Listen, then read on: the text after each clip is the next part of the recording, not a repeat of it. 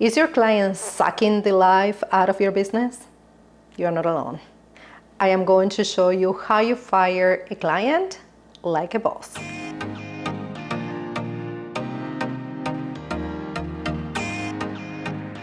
Hello and welcome back. My name is Cecilia. I am a virtual assistant, and in this channel I share tips, tutorials, and industry insights to help virtual assistants become successful business owners. If you are a virtual assistant or freelancer, chances are that you experience one bad client or more. And you know that you're dealing with a bad client because you dread having to work on the tasks or the project, and you know that no matter what is going to be an issue. And no matter what you're doing, they're going to micromanage you or call you for everything. They're going to be taking your time, taking your energy. And normally they create 80% of the stress that you have in your work life. But what can you do about it, right? Well, to start, you need to do two things. First one is to remember that you are a business owner. You might call yourself, or other people might call you, a freelancer or a virtual assistant, but the reality is that you are a business owner. And as a business owner, you get to choose what type of services you offer. You get to choose how much you charge for your services. And most importantly, you get to choose who's your ideal client. Which brings me to the second thing that you need to do, which is define your ideal client. And when I said define your ideal client, I'm asking you to complete an actual exercise of writing down who is your ideal client.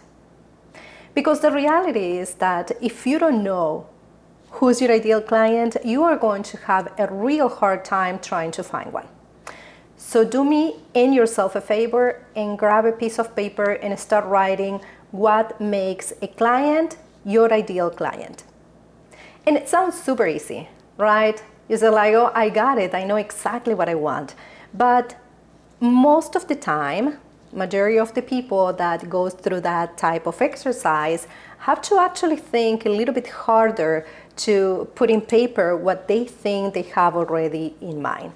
So again, I encourage you to do that exercise to give yourself clarity of mind in moving forward, identifying these potential ideal clients when you are trying to onboard someone, and also be able to read the red flags early enough so you don't end up in these type of situations. And talking about these type of situations where you are dealing with bad clients and you are thinking about firing them, how do you get to start with into these situations? Well, in my experience, there are a couple of reasons. It might be that you had no clients. So that probably was your first client and you were super excited to, launch your business. And normally with your first client, you become super flexible and you are willing to do pretty much whatever they ask for. But after you move forward with your business, after you get more experience, you get more clients, you soon realize that that wasn't a good idea to say yes to everything. Another situation might be that you just needed the money and you said yes to this client because, it will contribute to your monthly, quarterly, or yearly financial goals. Or maybe you were just trying to expand your business and, opening a new niche where you were not that familiar, have that much experience, and you agreed to probably get that client with terms that otherwise you wouldn't accept. We also have to recognize that sometimes, even with the best intentions ever, we actually contribute to this type of issues and not to great situations.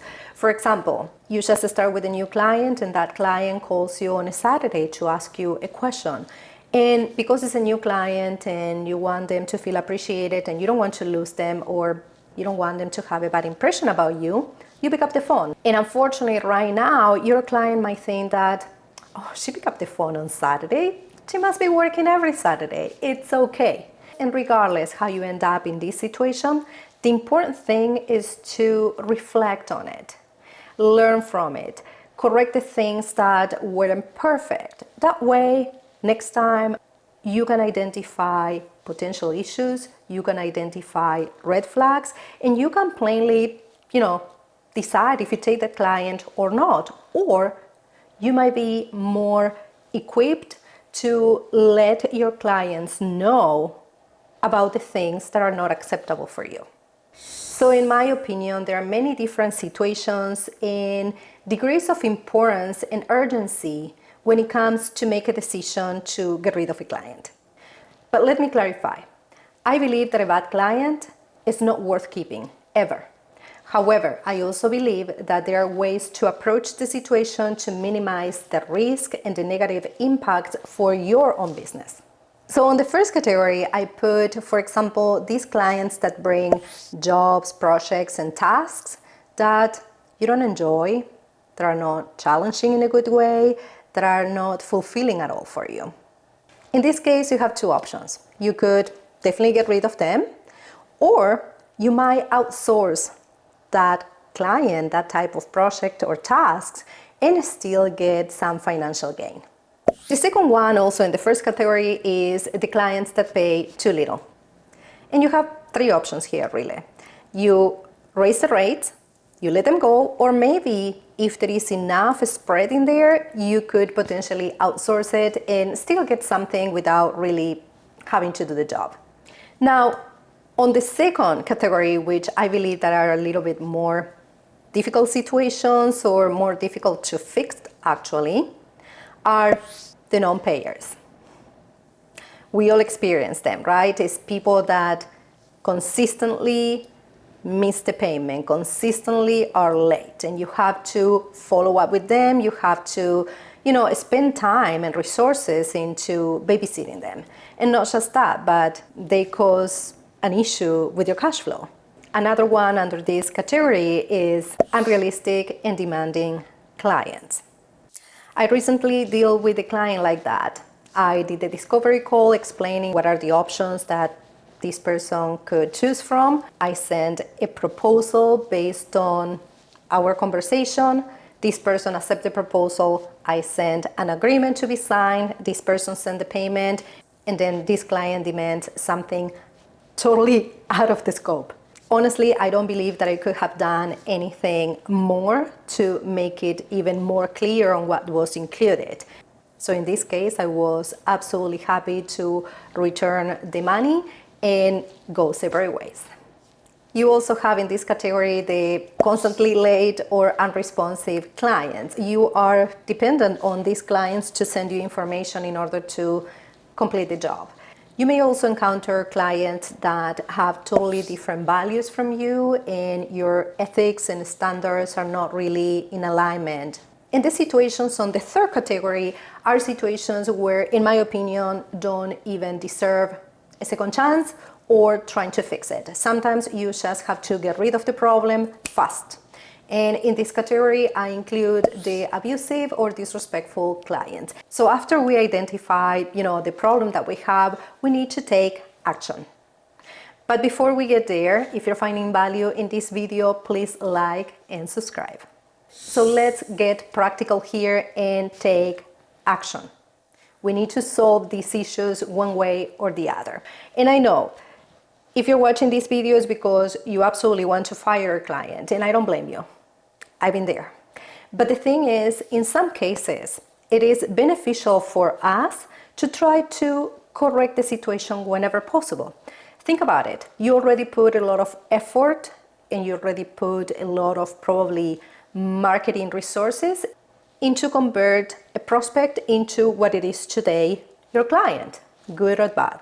However, if you already bring their issues to their attention, if you already try to accommodate certain things to work better and still nothing improves, then you have your answer. You have to let them go. Now, ideally, for your own benefit, you might want to replace that client, meaning that before you fire them, get someone else. And the minute that you get a new client that could potentially replace that income, then you fire the bad one. Now, As we discussed, there are many different types of bad clients, and sometimes you just have to prioritize your peace of mind, your well-being, and you cannot wait to replace them. And that's perfectly fine. So once that you're ready to make it happen, I recommend that you follow certain steps. That way you can be ready to have that difficult conversation and be successful at it. So the first thing that you should be doing to get prepared for this conversation is to gather documentation. If you do have a contract or agreement in place, hopefully you do, you will have to read that contract before taking the step, before having that conversation. Sometimes we think that we put something in the contract and it's not the case. That way, when you engage in that conversation, you can give accurate information to your client. Also, on top of the contract, you may want to search for emails or documents that might back up whatever you're claiming. Also, as part of preparing for that conversation, I want you to create a script. I don't want you to go and improvise anything in this conversation. I want you to have a list of things that you need to say and touch bases on with bullet points, something that you can easily read while you are having this conversation with your client. And the third thing that you need to do as part of getting ready for this conversation is to choose a channel, meaning that you're going to decide based on the situation you are dealing with if the best choice is going to be email, phone call, or maybe a Zoom meeting. Now that you're done preparing for that conversation, then it's time to have it. And I want you to open this conversation in a positive way.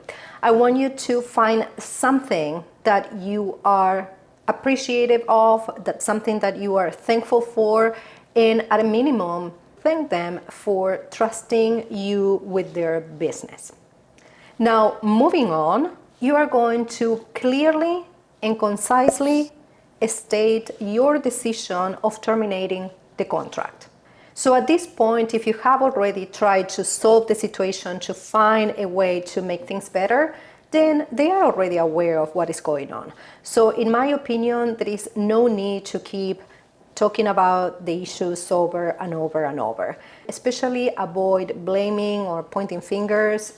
That is not going to help anyone whatsoever. Now remember to stay professional and be ready mentally and emotionally for the other person to probably react in a negative way. So after you communicating your decision, the next step is going to be coordinating the remaining deliverables and payment. Now be ready for some type of potential negotiation or request for a discount from your client. It's pretty normal. They might be feeling like you are leaving them hanging. They might be feeling that it's unfair and that you didn't fulfill your part of the deal. Now, I'm not saying it's the case. You might have done everything in your power to complete whatever needed to be complete, but that might happen. So be ready. And I'm not saying that you have to give them a discount or you have to do anything they ask. But at least have this in mind and be ready to have an answer prepared so you can reply to whatever they ask. Now, if they're asking for something that you didn't think in advance, you can always let them know that you will evaluate and get back to them within a certain amount of time. And also be professional. Make sure that you finish everything that you're supposed to finish on your part. Take the high road. Be the better person and the professional in here. That way they cannot say that you did anything wrong. And the most important thing that I already mentioned, but I wanted to be super clear for everyone watching this video, is that you as a freelancer or a VA, you are a business owner. You get to choose what services you offer to the public and you get to choose who's your ideal client. So exercise that right. Also, if you would like to learn more about how to productize your offers, watch this video right here. and leave a comment letting us know about what's the situation you're dealing with. Thanks so much for watching, and I will see you on the next one.